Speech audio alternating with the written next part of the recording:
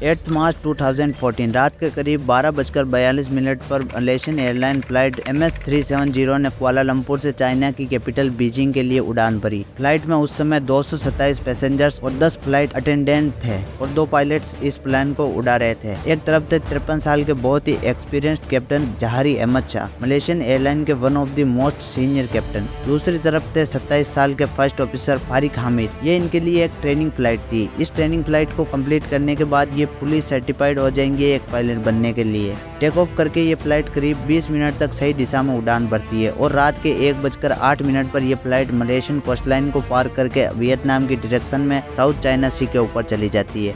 इस समय जहारी रिपोर्ट करते हैं कि प्लेन का लेवल 35,000 फीट पर है और सब कुछ नॉर्मल चल रहा है। इसके करीब 11 मिनट बाद एयरप्लेन वियतनामीज एयर ट्रैफिक की जुरिस्डिक्शन के अंदर पहुंचता है। इसी रीजन से जो कुआलालंपुर का एयर ट्रैफिक कंट्रोल है और रेडियो पर कहता है कि मलेशियन 370 कॉन्टैक्ट हो ची मिन 120.9 गुड नाइट। इसके जवाब में कैप्टन जहारी आंसर करते हैं गुड नाइट मलेशियन 370। सुनने में ये सब कुछ नॉर्मल लग रहा है और इस पॉइंट ऑफ टाइम तक ये नॉर्मल था भी, लेकिन ये जो शब्द थे कैप्टन जहारी के, ये आखिरी शब्द थे जो इस एयरप्लेन से सुनने को मिले थे।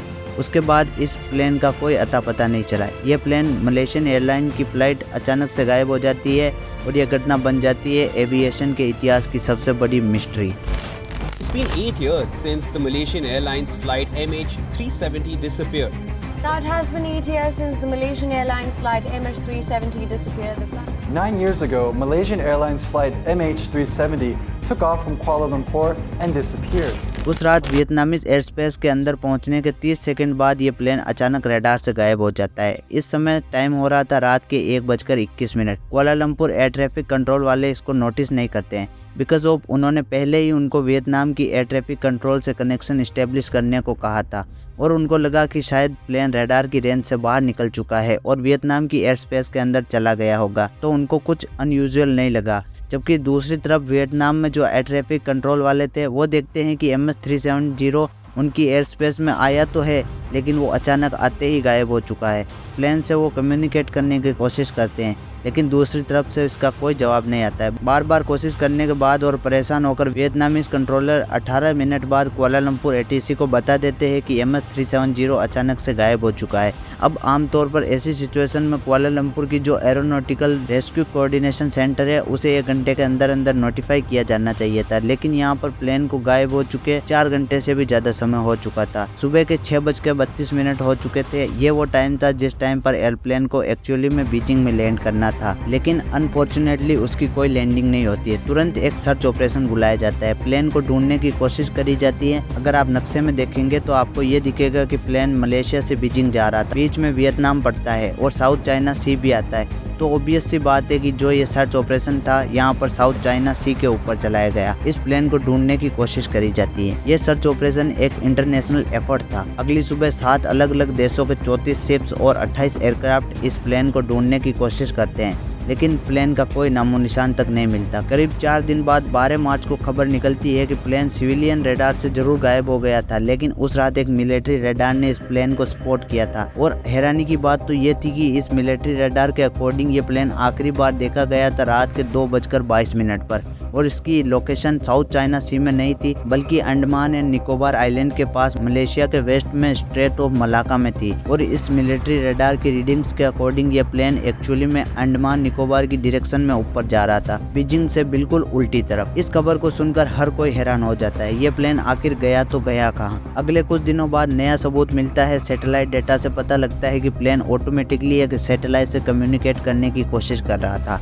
वैसे ये बहुत आम बात होती है। जो बड़े वाले एयरप्लेन्स होते हैं जैसे कि बोइंग 777, ये अक्सर सैटेलाइट के साथ कम्युनिकेट करने की कोशिश करते हैं। पर हमारा सवाल तो ये है कि वो प्लेन आखिर गायब कहाँ हो गया था। वेल, प्रॉब्लम ये थी कि इस प्लेन ने जब सैटेलाइट से कम्युनिकेट करने की कोशिश की तो बस लॉगिन करने की कोशिश की और कनेक्शन बनाने की कोशिश की, लेकिन यहाँ पर कोई डेटा ट्रांसमिट नहीं किया। सैटेलाइट को बस ये पता था कि इस प्लेन ने मुझसे कम्युनिकेट करने की कोशिश करी थी, लेकिन इसके अलावा उसे कुछ नहीं पता था कि एक्चुअली में प्लेन कहाँ पर था और उसकी क्या लोकेशन थी। लेकिन कुछ साइंटिस्ट और इन्वेस्टिगेटर्स ने सोचा कि क्यों ना हम इस चीज़ का इस्तेमाल करके प्लेन की लोकेशन का अंदाज़ा लगाए। उन्होंने सोचा कि जब सैटेलाइट ने उस कम्युनिकेशन को रिसीव किया तो सैटेलाइट ने अपना एंटीना प्लेन की डायरेक्शन में मोड़ा होगा। तो जो सैटेलाइट की एंटीना का एंगल था उसे मेजर करके और कैलकुलेशन करके ये अंदाज़ा लगाया गया कि प्लेन एक्चुअली में कहाँ पर हो सकता है। एग्जैक्ट लोकेशन तो हम नहीं बता सकते, लेकिन सैटेलाइट की मदद से एस्टिमेट हम ये बता सकते हैं कि ये जो पूरा सर्कल आप देख रहे हो व्हाइट कलर का, इस सर्कल के किसी भी पॉइंट पर वो प्लेन हो सकता है। एयरप्लेन ने करीब 7 बार सैटेलाइट से कम्युनिकेशन करने की कोशिश करी थी, इसलिए यहाँ पर 7 अलग अलग सर्कल्स आपको दिखाई दे रहे हैं। यहाँ पर जो 7th सर्कल है वो लेटेस्ट टाइम बताता है जब प्लेन ने सैटेलाइट से कम्युनिकेट करने की कोशिश करी थी। इसके बाद कई सर्च ऑपरेशन बुलाए गए। ये येलो शेडेड रीजन आपको दिखाते हैं कि कहाँ पर ये सर्च ऑपरेशंस कंडक्ट किए गए, और ऑरेंज वाला जो एरिया है वो प्रायोरिटी सर्च एरिया है जहाँ पर सबसे ज़्यादा सर्च ऑपरेशन कंडक्ट किए गए। अप्रैल 2014 तक जो समुद्र के ऊपर रिसर्च चल रही थी अब उन्हें बंद कर दिया गया क्योंकि उसका कोई फ़ायदा नहीं था। प्लेन अगर क्रैश भी किया होगा तो अब वो पानी के अंदर डूब गया होगा और वो पानी के ऊपर फ्लोट नहीं कर रहा होगा, और इसलिए डीप ओशन सर्च कंडक्ट करी जाने लगी। $160 मिलियन स्पेंड करने के बाद इन्होंने इस ऑपरेशन को भी बंद कर दिया। ये ऑपरेशन एक फेलियर रहा। लेकिन इसके बीच एक अच्छी खबर मिली कि जुलाई 2015 में इस प्लेन का एक टूटा हुआ हिस्सा डिस्कवर किया गया और ये फ्लोट करके ओशन में आया था। आइलैंड ऑफ रियूनियन पर यह हिस्सा देखा गया। ये आइलैंड है मेडागास्कर की ईस्ट साइड में। यहाँ पर प्लेन का एक फ्लैपरॉन पाया गया जैसा कि आप फोटो में देख सकते हैं। इसके बाद कुछ और पीसेस भी मिले पर पूरे प्लेन का और उसमें बैठे पैसेंजर्स का कुछ अता पता नहीं चल पाया। लेकिन हाल ही में दोस्तों रिचर्ड गोफ्रे नाम के एक रिटायर्ड एरोस्पेस इंजीनियर क्लेम करते हैं कि वो इस रहस्य का जहाज अब जान चुके हैं। इन्होंने अपनी कुछ कैलकुलेशन करी और वेव ऑफ टेक्नोलॉजी का इस्तेमाल करके प्लेन की एग्जैक्ट लोकेशन बताई कि प्लेन कहां पर हो सकता है, और लोकेशन को पिन पॉइंट भी किया है। अब आगे देखना यह होगा कि मलेशियन गवर्नमेंट गोफ्रे की बातों पर कितना अमल करती है। फिलहाल प्लेन के उन टुकड़ों के अलावा उसका कुछ पता नहीं चला है। उम्मीद करते हैं कि जल्दी कुछ नए सुराग पता चले उस प्लेन के बारे में।